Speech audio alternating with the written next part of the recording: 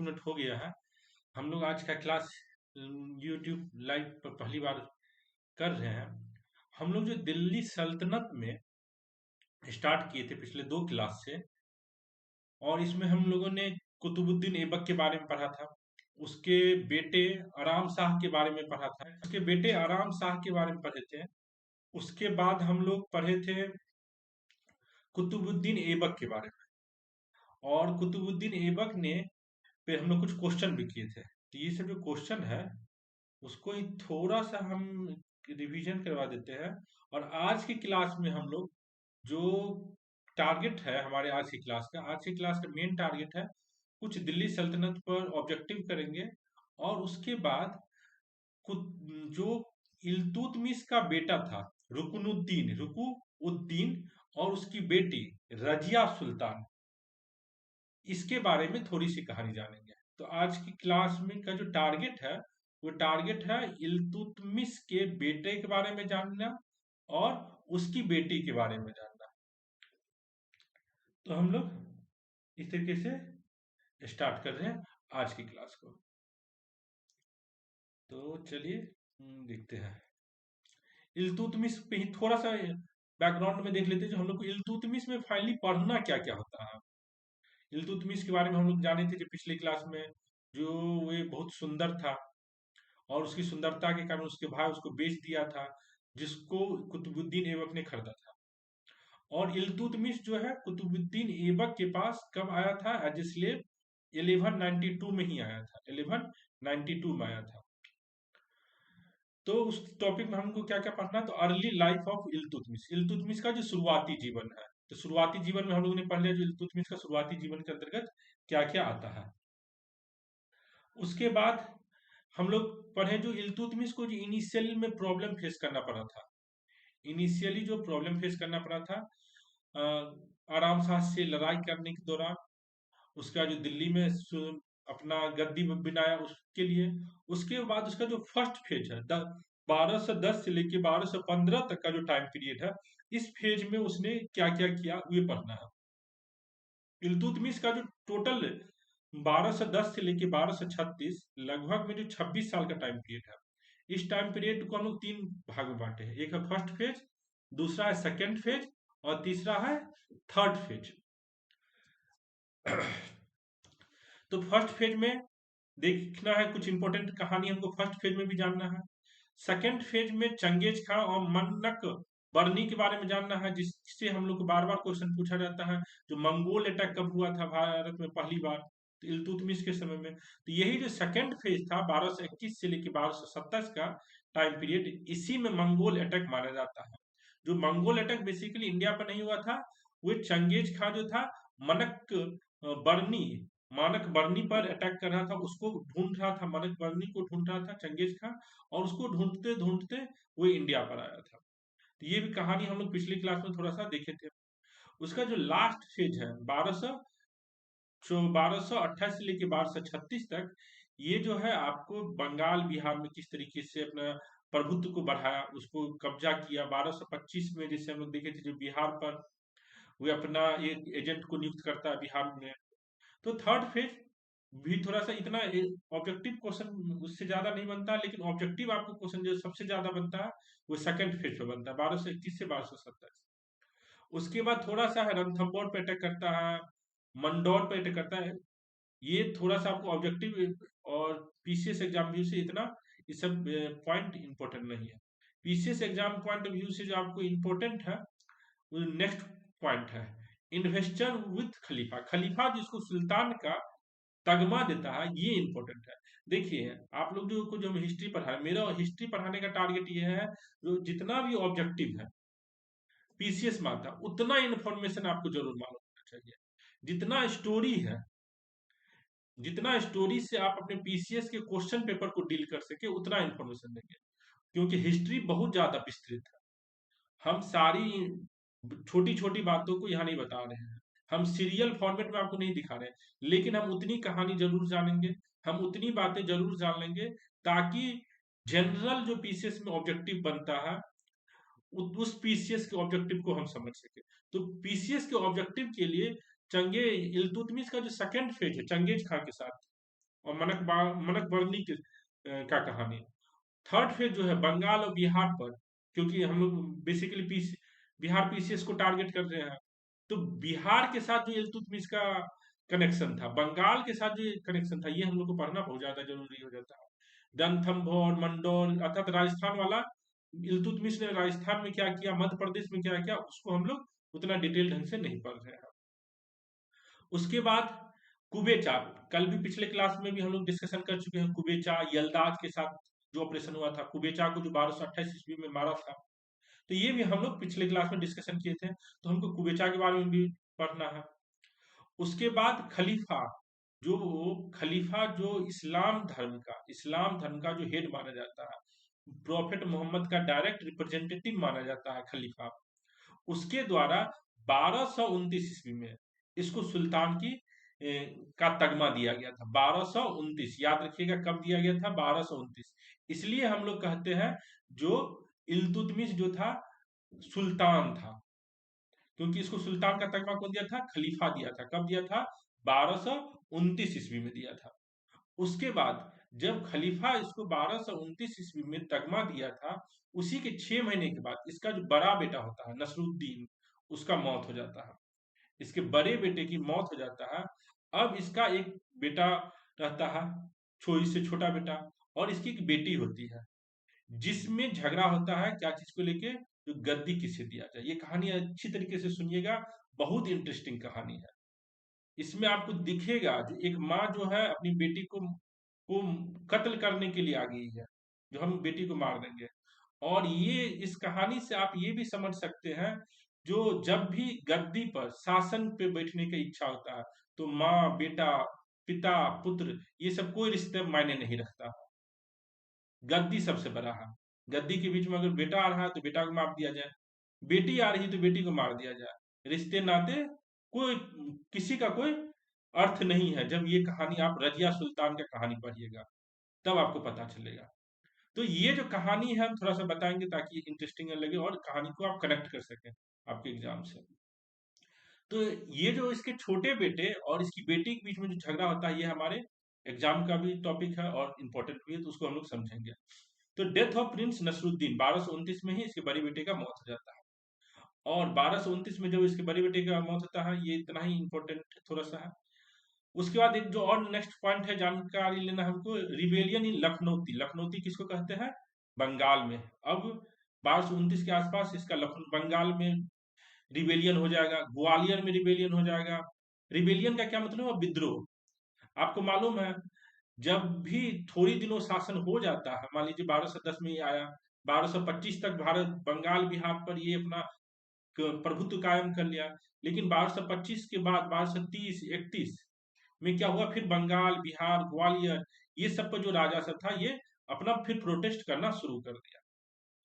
क्योंकि ऐसा तो नहीं है जो एक बार आप बंगाल के नवाब को दबा दिए तो वे शांति से बैठा रहेगा, जो नहीं अब हम कभी विद्रोह नहीं करेंगे, ऐसा नहीं होता है। तो जिस ग्वालियर में 1231 ईस्वी में गया था वो विद्रोह को शांत करने के लिए, कालिंजर में गया था शांत करने के लिए, लखनौती बंगाल में गया था शांत करने के लिए। तो ये सब जो अलग अलग जगह पर वो गया था शांत करने के लिए, इसका भी छोटा छोटा इंपॉर्टेंट पॉइंट है जो हमको मालूम होना चाहिए। उसके बाद character and achievement of Iltutmish, ये वाला जो पॉइंट है अचीवमेंट ऑफ इल्तुतमिश, ये बहुत ही इंपॉर्टेंट पॉइंट है। अचीवमेंट ऑफ इल्तुतमिश में दो तीन चीज हम लोग को जानकारी लेना होता है। अचीवमेंट ऑफ इल्तुतमिश में जो दो तीन चीज हमको जानकारी लेना होता है, जो इसके द्वारा तीन इंपॉर्टेंट काम किया गया है। इसके द्वारा तीन इंपॉर्टेंट काम किया गया है। वे तीन इंपॉर्टेंट काम कौन कौन है, तो देखिए, अचीवमेंट ऑफ इल्तुतमिश जो है, अचीवमेंट ऑफ इल्तुतमिश ये बहुत ही इंपॉर्टेंट पॉइंट है। अचीवमेंट ऑफ इल्तुतमिश, इसमें हम लोग को तीन अचीवमेंट इल्तुतमिश का मेन आता है, जिस पर एग्जाम में क्वेश्चन बनता है। अचीवमेंट ऑफ इल्तुतमिश में जो इसने क्या क्या काम किया था अचीवमेंट में, इसके द्वारा इक्तेदारी भारत में शुरू की गई थी। पहला अचीवमेंट क्या था, इसके द्वारा भारत में इक्तेदारी शुरू किया गया था। दूसरा जो इसका अचीवमेंट था, इसने भारत में आर्मी स्टार्ट किया था। आर्मी, किंग आर्मी स्टार्ट किया था। किंग आर्मी मतलब किंग के द्वारा सेंट्रली रिक्रूटेड होगा, किंग ही उसको सैलरी देगा और किंग ही उसको एडमिनिस्ट्रेटर करेगा। इससे पहले क्या होता था, छोटे-छोटे जो जमींदार है, छोटे-छोटे जो सामंत है, वो अपना अपना आर्मी रखता था। और दिल्ली सल्तनत का अपना कोई आर्मी नहीं था, बहुत बड़ा आर्मी नहीं था। अर्थात राजा का अपना बहुत बड़ा आर्मी नहीं था। छोटे-छोटे जो सामंत होते थे, छोटे-छोटे जो आपको राजा सब होता था, वो सेना जब भी लड़ना होता था तो इसको किंग को प्रोवाइड किया जाता था। लेकिन इल्तुतमिश का जो दूसरा सबसे बड़ा अचीवमेंट माना जाता है, जो ये अपना आर्मी बनाया था, जो सेंट्रली रिक्रूटेड था, सेंट्रली पेड था और सेंट्रली एडमिनिस्ट्रेटेड था। और तीसरा जो इल्तुतमिश का अचीवमेंट माना जाता है, उस पर भी आपको बार बार क्वेश्चन बनेगा, तो इसने सिक्का चलाया था, कॉपर और सिल्वर का सिक्का। कॉपर और सिल्वर का जो सिक्का चलाया था उसको क्या कहते थे, टंका। सिल्वर का सिक्का चलाया था उसका क्या नाम था, टंका। और कॉपर का जो सिक्का चलाया था, कॉपर का जो सिक्का चलाया था उसका नाम था जीतल। तो यही जो सिक्का चलाया इल्तुतमिश, वही सिक्का आज तक भी हमारे इंडिया में जो रुपया है, उसके बाद जो दिल्ली सल्तनत में, मुगल पीरियड में या ब्रिटिश टाइम पीरियड में भी जो सिक्का चलता रहा, वो एक स्टैंडर्ड सिक्का इल्तुतमिश के द्वारा ही चलाया गया सिक्का है। तो हम लोग जब भी पढ़ते हैं इल्तुतमिश के अचीवमेंट पे, तो तीन चीज हमको मालूम होना चाहिए अचीवमेंट में। जो इक्तेदारी, दूसरा जो हमको मालूम होना चाहिए आर्मी, तीसरा करेंसी अर्थात रुपया। इक्तेदारी पर भी हम आपको दो लाइन बता देते हैं। इक्तेदारी का क्या मतलब हुआ? इक्तेदारी का मतलब होता है, इक्ता शब्द बना हुआ, जैसे आजकल राज्य होता है ना, तो छोटे छोटे प्रोविंस को इक्ता कहा जाता था। जैसे मान लीजिए दिल्ली सल्तनत है, तो उसका एक प्रोविंस क्या हो गया, बदायूं प्रोविंस हो गया। लाहौर एक प्रोविंस हो गया, बंगाल एक प्रोविंस हो गया। इस प्रोविंस को, इस सूबा को इक्ता बोलते थे। अब इस इक्ता को जो कंट्रोल करेगा उसको क्या कहते थे, इक्तेदार कहते थे। इसका काम क्या था, उस इलाके से पैसा इकट्ठा करना, टैक्स रेंट इकट्ठा करना, और जो भी खर्च हो रहा उतना रख के बाकी पैसा इल्तुतमिश को भेज देना, अर्थात जो सेंट्रल गवर्नमेंट है उसको भेज देना। इक्तेदार का कहानी समझ में आ गया। जैसे मान लीजिए गवर्नर के रूप में, जो सूबा का इक्ता का, सूबा को ही उस समय इक्ता कहते थे। तो ये इक्तेदारी प्रथा इल्तुतमिश जो है कहाँ से लाया था, पर्सिया से लाया था। अर्थात इस जो इस्लाम का जो क्षेत्र था पहले, पर्सिया, अरब, ये सब में इक्तेदारी प्रथा बहुत पहले से चला था। लेकिन भारत में इक्तेदारी प्रथा कौन चलाया, तो इल्तुतमिश चलाया। तो इक्तेदारी प्रथा, आर्मी, और उसके बाद जो हमको समझना है, इसने क्या किया, सिक्के, ये इल्तुतमिश का अचीवमेंट के रूप में जाना जाता है। तो ये भी आपको पीटी क्वेश्चन के पॉइंट ऑफ व्यू से बहुत ही इंपॉर्टेंट है। और सबसे इंपॉर्टेंट जो है problem of succession. Succession, problem of succession का क्या मतलब हुआ, जब इल्तुतमिश मर गया 1236 ईस्वी में, उसके बाद इसके बेटे, इसकी पत्नी, इसकी बेटी में जो झगड़ा हुआ है, जो फाइट हुआ है, उस फाइट को हमको समझना है। और ये फाइट में जो भी इंपॉर्टेंट चीज है, जो भी लर्निंग है, उस सबको हमको सीखना है। हमको सीरियल के फॉर्मेट में नहीं समझना है, हम हर आदमी को नहीं समझेंगे, लेकिन हर स्टेज को नहीं, लेकिन जो जो इंपॉर्टेंट फैक्टर है वे हम लोग यहाँ पर समझेंगे, जो आज के हमारी क्लास का मेन टॉपिक भी है, प्रॉब्लम ऑफ सक्सेशन। ठीक है, कुछ पहले कहानी ही बता देते हैं, फिर क्वेश्चन हम लोग करेंगे। हम्म, तो देखिए 12, ये हम सक्सेशन देख रहे हैं, तो अर्थात किस तरीके से इल्तुतमिश जब मर गया 1236 ईस्वी, तो 1236 ईस्वी में इल्तुतमिश मरा है,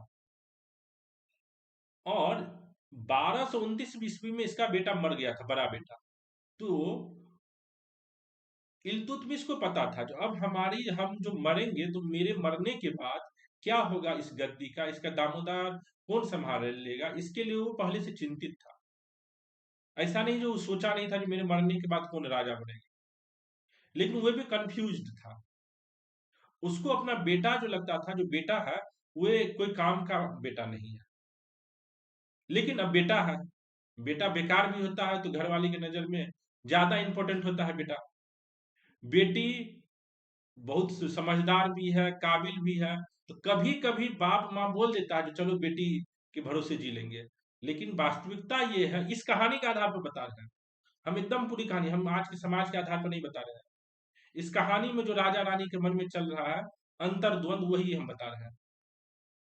तो बेटी को कभी कभी बोल देता था जो हम तुमको अगला एम्परर बनाएंगे। तो यही अंतर्द्वंद के कारण कंफ्यूजन हुआ। तो कैसे कंफ्यूजन हुआ ये देखिए।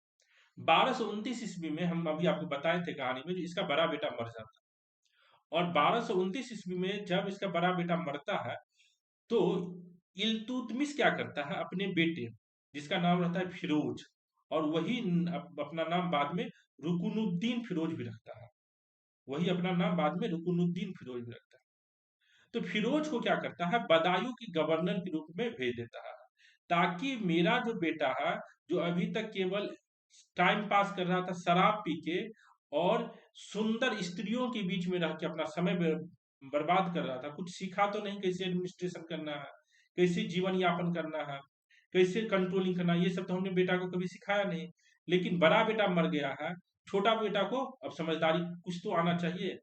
तो ये बदायूं भेज देता है एज ए गवर्नर। आपको मालूम होगा, इल्तुतमिश भी सबसे पहले बदायूं का ही गवर्नर था। बदायूं कहाँ पर है, यूपी में। जब कुतुबुद्दीन ऐबक मरा था, तो वो भी बदायूं का ही गवर्नर था। तो बदायूं भेजा अपने बेटा को, कब भेजा, 1229 ईस्वी में। और देख रहा था जो मेरा बेटा कुछ काबिलियत का काम कर पाता है कि नहीं, चेक कर रहा था। बदायूं में गया इसका बेटा, और देखा कि ये वहां भी टाइम पास कर रहा है, जितना पैसा है सब बर्बाद कर रहा है। तो नाराज हो गया, जो ठीक है, कोई बात नहीं। तो ये 1230 ईस्वी में अपनी बेटी रजिया सुल्तान को बोलता है जो हम जो है रजिया सुल्तान को अगला एम्परर बनाएंगे। क्या, किसको बनाएंगे, रजिया सुल्तान को अगला एम्परर बनाया जाएगा। और उसके नाम से सिक्का भी निकाल दिया जाता है, उसके नाम से सिक्का भी निकाल दिया जाता है। और 1231 ईस्वी में, 1231 ईस्वी में जब इल्तुतमिश ग्वालियर जाता है, 1231 ईस्वी में जब इल्तुतमिश ग्वालियर जाता है लड़ने के लिए, तो अपनी बेटी रजिया सुल्तान को दिल्ली का बागडोर संभालने के लिए दे देता है इल्तुतमिश। जो देखो कैसे एडमिनिस्ट्रेशन होता है, क्या काम होता है, नहीं होता है, और अगर जब हम नहीं रहेंगे तो तुम ही संभालोगे। तो 1231 ईस्वी में जब इल्तुतमिश ग्वालियर जा रहा था, तो अपनी बेटी को दे दिया था दिल्ली का एडमिनिस्ट्रेशन। और वो दिल्ली का एडमिनिस्ट्रेशन इतना अच्छा से की, तो सब आदमी उससे खुश हो गया था। ये कहानी है 1231 में ग्वालियर में टेस्टिंग कर रहा है रजिया सुल्तान को दिल्ली का एडमिनिस्ट्रेशन देके, और बेटे का टेस्टिंग कर रहा है कहां पर, बदायूं में भेज के। बेटा तो ना को कोई फर्क पड़ नहीं रहा था, बेटा तो टाइम पास कर रहा था। और राजा के जितने भी बेटे हुए हैं, ये आप पूरा दिल्ली सल्तनत का या मुगल में भी जब हम लोग पढ़ेंगे, तो देखिएगा राजा का बेटा जो होता है सबसे नालायक ही होता है। 99%, 99% जो राजा का बेटा होता है, इसलिए तो स्लेव को लाया जाता था और मिनिस्टर को अपॉइंट किया जाता था। तो बेटा तो नालायक ही था, लेकिन ये बेटा था, ये भी बात था। अब आया 1231 के बाद, देख लिया जो बेटा बर्बाद है, बेटी में कुछ भरोसा किया जा सकता है। अब कहानी में ट्विस्ट ये आ रहा है, जो 1235 के आसपास, मरने से 1-2 साल पहले, ये ख्वारजिम शाह, हम आपको बताए थे, ख्वारजिम जो आपको, जहाँ का राजा था मंगरवानी, जिसको ढूंढते ढूंढते गया था, मंगोल आ गया था भारत के सीमा पर अटैक करने के लिए, उसी से झगड़ा करने के लिए अफगानिस्तान, ईरान, इराक के बॉर्डर पर जाता है इल्तुतमिश। और उस समय ये अपने बेटा को लाहौर का गवर्नर बना देता है, लाहौर का गवर्नर बना देता है। और जब वहां जाता है इल्तुतमिश वे ख्वारजिम शाह से लड़ने के लिए, भारत के बाहर अफगानिस्तान, इराक, वहां ये हार हार जाता है और थक भी जाता है, और ये बीमार पड़ जाता है। इसको एकदम एम्बुलेंस की तरह पालकी में लाद के लाया जाता है। और जब ये आ रहा है वहां से हार के, थक के, बीमार होके, तो लाहौर से अपने बेटा को साथ ले आता। कहाँ, दिल्ली ले आता है। देखिए यहाँ लिखा भी है, on his return from his last frontier campaign when he had developed a serious illness, he brought Ruknuddin with him from Lahore. जब वो लास्ट रिटर्न आ रहा था फ्रंटियर कैंपेन से, तो अपने साथ बेटा को लाता है। और बेटा को ले आता है और दिल्ली में वो मर जाता है, दिल्ली में वो मर जाता है। तो इसकी जो माँ थी, रुकनुद्दीन की जो माँ थी अर्थात फिरोज की जो माँ थी, ये अपना बेटा को 1236 ईस्वी में ही सिंहासन पर बिठा देता है। लोगों का भी कहना है, जो पिताजी को लगा, बाप को लगा, जो बेटा है, इसलिए तो लाहौर से उसको लग रहा था जो हम मर जाएंगे, लाहौर से इसलिए दिल्ली लाया जो मरने के बाद इसको गद्दी मिलेगा, मरने के बाद क्या मिलेगा, गद्दी मिलेगा। और जो भी इसका सिपाही सब जो था अर्थात जो नॉबल्स थे, इल्तुतमिश 40 40 क्या हम लोग देखे थे, स्लेव का एक ग्रुप बनाया था पूरे दिल्ली एडमिनिस्ट्रेशन को कंट्रोल करने के लिए। पूरे दिल्ली एडमिनिस्ट्रेशन को कंट्रोल करने के लिए 40 स्लेव का एक ग्रुप बनाया था। ये जो ग्रुप था बहुत पावरफुल ग्रुप था, ये हाईली क्वालिफाइड ग्रुप था। ये जो 40 आदमी था, इसको अरब, ये सब भी स्लेव था, ये 40 आदमी स्लेव था, जिसको इल्तुतमिश बहुत ऊंचे दाम पे दे के खरीदा था ताकि अपना एडमिनिस्ट्रेशन कर सके। ये 40 आदमी जो था, ये नहीं चाहता था जो रजिया सुल्तान, क्योंकि रजिया सुल्तान कितनी भी काबिल है लेकिन है तो औरत, औरत को कैसे गद्दी पे बिठाया जाए, तो चाहे काबिलियत कितनी भी हो, औरत को गद्दी पे नहीं बिठा सकते। ये इन तुर्कियों का सोच था। तो बिठा दिया जाता है किसके द्वारा, रुकनुद्दीन के द्वारा। तो रुकनुद्दीन के फेवर में दो तीन पॉइंट क्या जा रहा है, क्यों ये राजा बना। एक तो इसके पिताजी जब थक हार के आ रहे थे तो इसको राजा बनाया। दूसरा, जितने भी इसके नॉबल्स थे ये सब चाहता था जो रुकनुद्दीन राजा बने। और तीसरा जो था, इसकी जो माँ जो थी, ये भी जो चाहता था जो रुकनुद्दीन राजा बने। अब राजा ये बन जाता है, कौन बन जाता है, रुकनुद्दीन राजा बन जाता है। कब, 1236 ईस्वी में।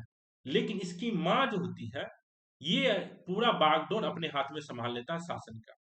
अर्थात होता क्या है, ये रुकनुद्दीन जो है, जो पहले नाम फिरोज था और रुकनुद्दीन अपना नाम बदल लिया। हमको मालूम है जब भी दिल्ली सल्तनत हो, मुगल हो, यहाँ पर जब भी कोई राजा बनता था तो राजा बनने से पहले उसका नाम और राजा बनने के बाद उसका नाम जरूर बदला हुआ रहता था, क्योंकि अब राजा है ना, पुराने नाम से कैसे जाने जाएंगे, नए नाम, बड़ा नाम होता था सब। तो ये फिरोज राजा बन गया और ये फिर वही अपना काम करने लगा, जो भी इसका टाइम पास वाला काम था, इसको एडमिनिस्ट्रेशन से कोई मतलब था नहीं।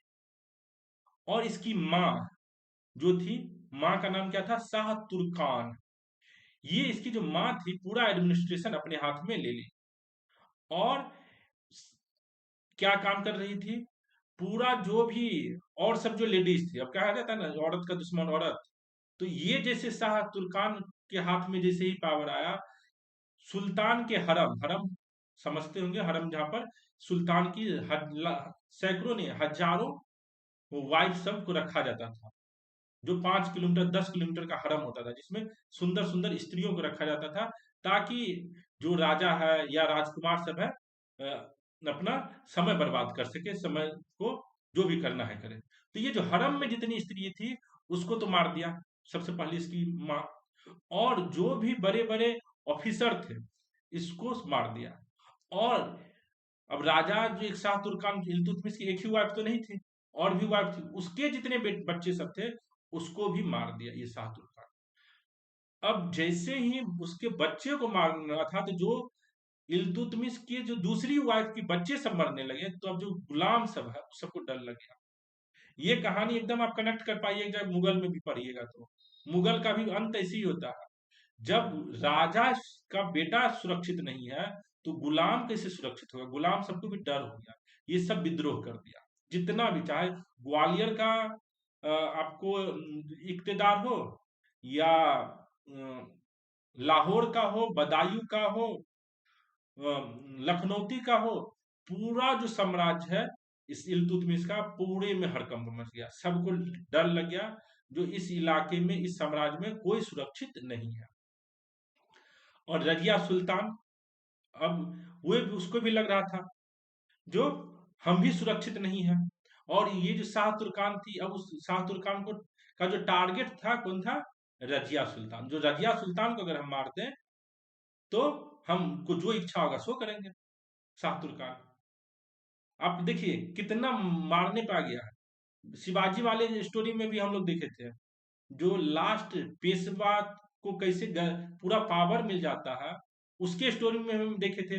जो लास्ट जो राजा होता है, हाँ, वो अपने बेटे को ही मार देता है, मार देती है। और किस तरीके से है, तो दो तीन लेडीज का पूरे हिस्ट्री में देखेगा जो एकदम खतरनाक स्वरूप दिखता है। एक शिवाजी के स्टोरी में दिखेगा, एक जब कश्मीर का स्टोरी पढ़ेंगे तो वहां भी आप देखिएगा सत्ता के लिए एक रानी जो है अपने बेटा और अपने पोता को मार देती है, लोग कहते हैं। और शिवाजी के स्टोरी में भी हम लोग देखते हैं। और ये देख लीजिए इसमें भी कोई पहले बेटा को मारा, उसके बाद बेटी को मारने के लिए आ गया। तो कहानी ये समझिए, रुकनुद्दीन के टाइम पीरियड में लगभग 6 महीने का इसका शासन पीरियड रहता है रुकनुद्दीन का। और इसमें पूरा पूरा साम्राज्य में भगदड़ मच जाता है। और इसके समय में क्या होता है, अब रजिया सुल्तान एक लाल कपड़ा पहन के दिल्ली में निकलती है। लाल कपड़ा का क्या मतलब है, जो हम प्रोटेस्ट करें, जैसे अभी भी देखते होंगे ना कहीं कहीं जब भी किसी को प्रोटेस्ट करना होता है तो काला पट्टी बांध लेता है। तो उस समय लाल कपड़ा पहनने का अर्थ था, जो हम प्रोटेस्ट कर रहे हैं, जो साम्राज्य में हो रहा है वो हमारी मर्जी से नहीं हो रहा, और हम इससे बहुत दुखित हैं। और ये रजिया सुल्तान क्या की, इस प्रोटेस्ट के समय इस साम्राज्य में जो भगदड़ मचा हुआ था, इस सब का फायदा उठा के दिल्ली के लोगों से बात की, दिल्ली के लोगों को एकजुट की। और उस लोगों को एकजुट करके वे क्या काम कर रही है वो बताते हैं। अब इस थोड़ा एक एंगल यहाँ पर और हम आपको बताते हैं। शाह तुर्कान जो इस तरीके से मारपीट कर रही है दिल्ली में, बड़े जो लाहौर है, ग्वालियर है, यहाँ पर जो है सब जगह भगदड़ मचा हुआ है। अब रुकनुद्दीन जो है जाता है लाहौर में, क्या चीज करने के लिए, विद्रोह को शांत करने के लिए लाहौर में जाता है, विद्रोह को शांत करने के लिए। इस समय दिल्ली में जो रजिया सुल्तान है, दिल्ली के लोगों की सहायता से अपनी माँ को पकड़ के जेल में डाल के मार देती है, क्योंकि उसको पता चल गया था ये जो है माँ, ये काली का रूप धार ली है, और उसको मार देती है। और जब रुकनुद्दीन लाहौर से लौट के आता है, तब उसको भी पकड़ती है और उसको भी मार के कहानी द एंड हो जाता है। तो रुकनुद्दीन का कहानी आपको समझ में आ गया होगा, शाह तुर्कान का कहानी समझ में आ गया होगा, और रजिया सुल्तान को जो सिंहासन मिला, ये किससे मिला, ये भी आपको बैकग्राउंड स्टोरी समझ में आ गया, ये आपको। और रजिया सुल्तान के बारे में रुकनुद्दीन का इतना ही कहानी है, जो किस तरीके से उसको पिताजी, उसके माँ, सब हेल्प करने की कोशिश किया, लेकिन नहीं। जैसे देखिए, when a son of Iltutmish, Qutbuddin, who was youth of great promise, was blinded and put to death at the order of Firoz his mother, the Maliks began to distrust the government and rebellion broke out in different parts of the country. जब उसका बेटा, इल्तुतमिश का जो बेटा था, उसको जब इसकी माँ और फिरोज अंधा करके मार दिया, तो जो है पूरे साम्राज्य में विद्रोह स्टार्ट हो गया था। तो रुकनुद्दीन का कहानी हम आपको बता दिए। अब रजिया सुल्तान पर फोकस करते हैं थोड़ा सा प्रिसाइजली। तो आपको रजिया सुल्तान पे हम आपको बताए थे, जो कैसे रजिया सुल्तान को पहले टेस्टिंग प्रोसेस में रखा गया था। 1229 में इसका बेटा मरता है, इल्तुतमिश का बेटा मरता है। 1232 ईस्वी में, किसी किसी बुक में 31 में, 1232 ईस्वी में जब ग्वालियर जा रहा था इल्तुतमिश, तो दिल्ली का साम्राज्य को देखने के लिए किसको बनाया था, रजिया सुल्तान को दिया था पावर, जो तुम दिल्ली का सुल्तान का सब काम देखो।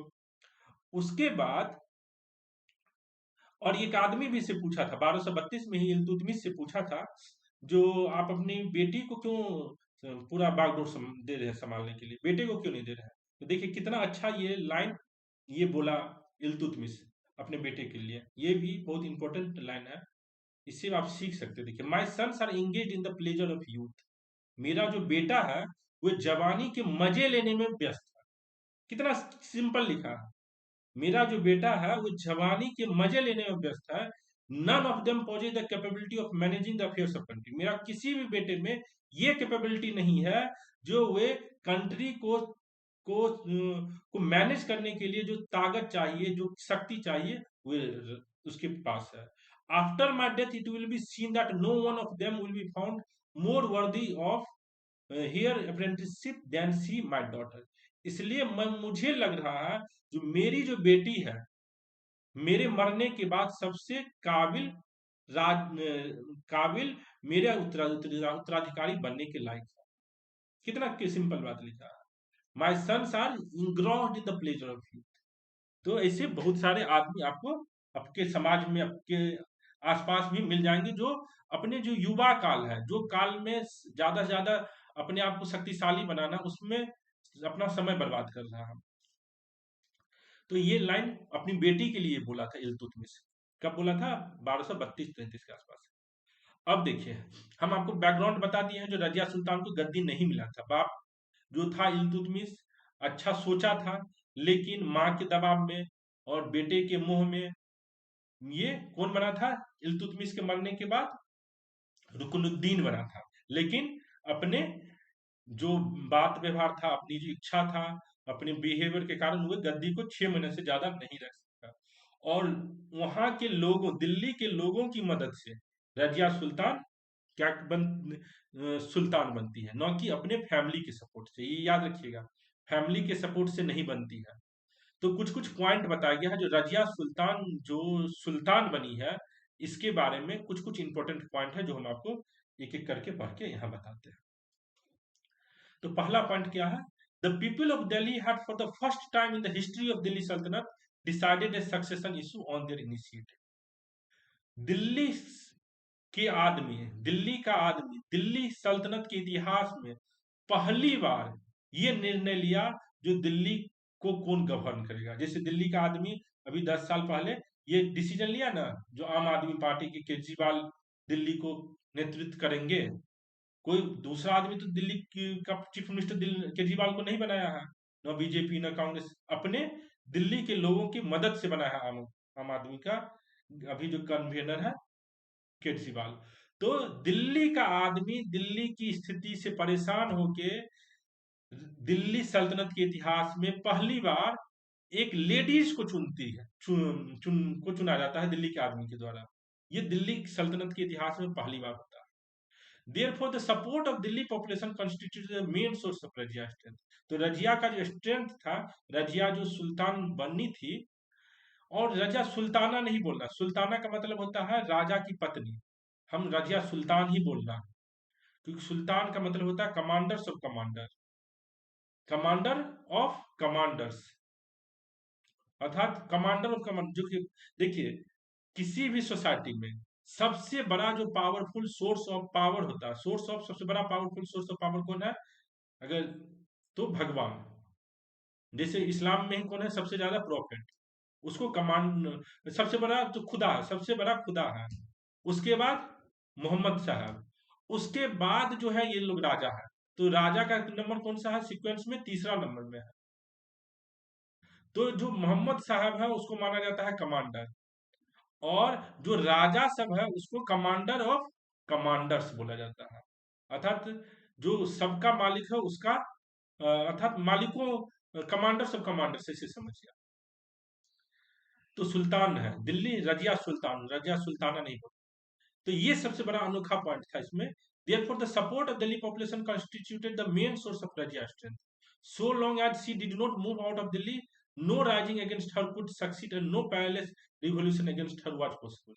अब दिल्ली का आदमी इसको बनाया था, तो कोई भी जो तुर्के चहलगानी जो था, 40 आदमी का जो ग्रुप था, जो इल्तुतमिश जिस स्लेव सबको खरीद के लाया था एडमिनिस्ट्रेशन के लिए, उस सब के पास वो पावर नहीं था जो रजिया सुल्तान को मार दे, या रजिया सुल्तान को हटा के किसी दूसरे आदमी को गद्दी पे बिठा दे, क्योंकि फिर रिवॉल्यूशन हो जाता, सारा आदमी विद्रोह को हट आ जाता। दूसरा, she gave her accession the form of contract when she asked people to depose her if she did not fulfil their expectation. ये पॉइंट देखिए कितना खतरनाक इस पे लिखा गया। रजिया सुल्तान जब दिल्ली की गद्दी पर बैठी तो ये बोली दिल्ली के आदमी सबसे, जो हम आपको ये वचन देते हैं, आप लोग के मन में जो भी इच्छाएं हैं, जो भी आकांक्षाएं हैं, उसको अगर हम पूर्ति नहीं करेंगे तो आप हमें गद्दी से हटा दीजिएगा। जैसे अभी नेता से लोग आके बोलते हैं ना, जो हमको आप चुनाव में वोट दीजिए, अगर हम आपकी इच्छाओं आकांक्षाओं को पूर्ति नहीं करेंगे तो अगली बार हमको हटा दीजिएगा। तो ये देखिए रजिया सुल्तान, ये दिल्ली के लोगों को बोल रही है, जो हम आपसे कॉन्ट्रैक्ट कर रहे हैं, जो भी आपकी इच्छाएं हैं, अगर वो आपकी इच्छाएं पूर्ति नहीं होगी तो आप हमको हटा दीजिएगा। ये बहुत बड़ा, ऐसा कोई भी, चाहे लेडीज हो कि जेंट्स हो, कोई भी सुल्तान के इस तरीके से नहीं आया था। दिल्ली सल्तनत में भी नहीं आया, मुगल में भी नहीं आया। तो रजिया सुल्तान को किस लिए हम आपको पढ़ के बताना चाह रहे हैं, अपनी काबिलियत, कितनी काबिलियत है, कितना कॉन्फिडेंस है, ये दिखाता है। It vindicated the choice of Iltutmish, ये भी दिखाता है जो इल्तुतमिश का जो चॉइस था, पहला चॉइस रजिया के प्रति सही था। इल्तुतमिश के पास पावर था पहचानने का लोगों को, जो बेटा जो है वो संभालेगा नहीं, और बेटी जो है वो हमारे राज को संभाल लेगी। It show the virility and robustness of Turkish mind in accepting women as a ruler. ये भी थोड़ा सा दिखाता है कि तुर्किश लोग जो है वुमेन को रूलर मान मानने के लिए तैयार हो गए। क्योंकि पहले तो जो तुर्की आदमी था सब कह रहा था औरत कैसे राजा बनेगी, सुल्तान बनेगी। It indicate the indifference or impotence of theologians in the matter of state, as the elevation of women to royal authority was contrary to Islamic practice। इसका क्या मतलब हुआ, इस्लाम के धर्म में ये जनरली बोला जाता है, इस्लाम के धर्म में ये जनरली बोला जाता है कि स्त्री जो है उसको गद्दी पर नहीं बिठाया जा सकता। लेकिन ये इसी में बताया गया जो ऐसा एग्जाम्पल मुस्लिम इलाकों में है, और था पहले भी, रजिया सुल्तान की पहले बनने से पहले भी कुछ कुछ स्त्री पावरफुल पोजीशन पर आई थी। तो ये भी अगर कह दीजिए इस्लाम में कोई ट्रेडिशन नहीं था, लेकिन जनरली ये माना जाता था कि इस्लाम में कोई ट्रेडिशन नहीं है। और यही कारण था जो रजिया सुल्तान के बाद कोई भी स्त्री दिल्ली के गद्दी पर नहीं बैठी अभी तक, एक्सेप्ट इंदिरा गांधी। अगर आप देख ले पूरा हिस्ट्री उठा के, इंदिरा गांधी के अलावे कोई भी पावरफुल पोजीशन पे रजिया सुल्तान है कि इंदिरा गांधी, और अभी तक तो कोई नहीं। मोदी जी हैं, मोदी जी भी बाय डिफॉल्ट मेल ही है, लेडीज तो है नहीं मोदी जी भी। अगर मोदी जी लेडीज होते और तब गद्दी पे बैठ जाते तब सोचा जा सकता था, लेकिन अभी भी जो सिचुएशन है, वो लेडीज अगर प्राइम मिनिस्टर बन जाए तो बहुत बड़ी बात है। तो देखिए रजिया सुल्तान का कहानी हम आपको यहाँ पर बताए हैं, ये था रजिया सुल्तान को कैसे गद्दी मिला। अगले क्लास में हम लोग देखेंगे रजिया सुल्तान अब गद्दी प्राप्त कर ली है और इसको क्या क्या दिक्कत का सामना करना पड़ रहा है, और कैसे इसको 4 साल में ही हटना पड़ जाएगा। तो ये भी स्टोरी आपको अच्छा लगा होगा।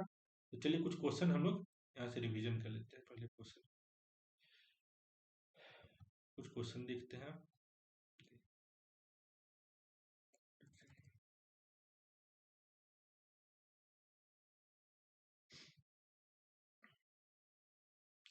देखिए पहला क्वेश्चन है, when did the first Muslim attack on India took place. पहला जो मुस्लिम अटैक है इंडिया पर कब आया था। तो एक सेकंड रुक जाइए, आप लोग के भी स्क्रीन पर आ ही जाएगा। हम देख रहे हैं, थोड़ा सा लैगिंग है मेरे बोलने में, लेकिन अभी जल्दी आएगा। आपके भी स्क्रीन पर देखिए आ गया है। तो पहला क्वेश्चन जो है, जो पहली बार मुस्लिम ने भारत पर कब अटैक किया था, तो 1711 या 1712 मोहम्मद बिन कासिम, ये क्वेश्चन। दूसरा क्वेश्चन क्या है, पहला मुस्लिम इन्वेडर कौन था भारत पर, पहला मुस्लिम इन्वेडर कौन था, तो आपको मालूम है मोहम्मद बिन कासिम 712 ईस्वी में अटैक किया था, और 715 ईस्वी में मोहम्मद बिन कासिम भी मारा जाता है। When was Sindh conquered by Mohammad bin Qasim, Mohammad bin Qasim के द्वारा सिंध को कब कनकर किया जाता है, तो 712 ईस्वी में। मोहम्मद गजनी का जो टाइम पीरियड है, ये भी बहुत ही सेकेंड इन्वेडर के रूप में हम लोग मोहम्मद गजनी को याद रखते हैं। सेकेंड जो इन्वेडर है उसके रूप में मोहम्मद गजनी को याद रखते हैं, जो कब मारा जाता है, 1030 ईस्वी में। 997 ईस्वी से में ये राजा बनता है। 997 ईस्वी में मोहम्मद गजनी, मोहम्मद ने महमूद गजनी 997 ईस्वी में राजा बनता है, और 1030 ईस्वी में मर जाता है। और महमूद गजनी जो है इसका जन्म होता है लगभग में 971 ईस्वी में। 971 में जन्म होता है, 997 98 में राजा बनता है, 1030 में मर जाता है, और ये 17 बार अटैक करता है। यही महमूद गजनी जो है, इसका जो जो दरबारी इतिहासकार है उसका क्या नाम है, उत्बी। याद रखिएगा, दरबारी इतिहासकार का क्या नाम है, उत्बी।